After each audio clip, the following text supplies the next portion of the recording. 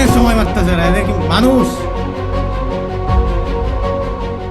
১৯ জুলাই ২০২৪ আন্দোলনের অন্যতম সমন্বয়ক নাহিদ ইসলাম রাজপথে তখনও দিচ্ছেন আন্দোলনের নেতৃত্ব।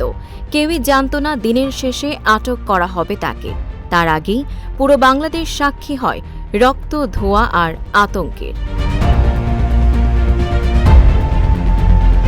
কমপ্লিট শাটডাউনের দ্বিতীয় দিনে রাজপথ আর শুধু আন্দোলনের ছিল না, সেটি হয়ে উঠেছিল জীবন মৃত্যুর লড়াইয়ের মঞ্চ। রাজধানী থেকে শুরু করে দেশের ৪৭টি জেলায় চলতে থাকে গুলি, সংঘর্ষ, অগ্নিসংযোগ আর ধাওয়া পাল্টা ধাওয়া। দিন শেষে নিভে যায় অন্তত ৫৬টি প্রাণ।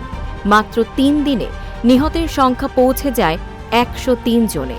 ঢাকা মেডিকেল সহ বিভিন্ন হাসপাতালের জরুরি বিভাগে একের পর এক পৌঁছাতে থাকে গুলিবিদ্ধ মানুষ। অ্যাম্বুলেন্সের সাইরেন থামছিল না। রিকশা, সিএনজি যে যেভাবে পেরেছেন আহত স্বজনকে হাসপাতালে নিয়ে ছুটেছেন। সেদিন আহতদের ভিড়ে চিকিৎসকরাও হিমশিম খেয়ে যাচ্ছিলেন।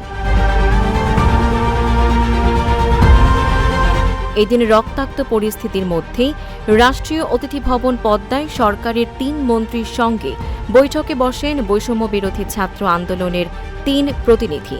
আলোচনায় প্রথমে ৮ দফা, পরে প্রধানমন্ত্রীর প্রকাশ্যে ক্ষমা চাওয়া, ২ মন্ত্রীর পদত্যাগ সহ ৯ দফা দাবি জানিয়ে কমপ্লিট শাটডাউন চালিয়ে যাওয়ার ঘোষণা দেন আন্দোলনকারীরা। পরিস্থিতি নিয়ন্ত্রণে রাত ১২টা থেকে সারা দেশে জারি করা হয় কারফিউ, নামানো হয় সেনাবাহিনী। একই রাতে আটক হন সমন্বয়ক নাহিদ ইসলাম। থেমে যায় মেট্রো রেল, রেল, দূরপাল্লার বাস, এমনকি বাতিল হয় আন্তর্জাতিক ফ্লাইটও।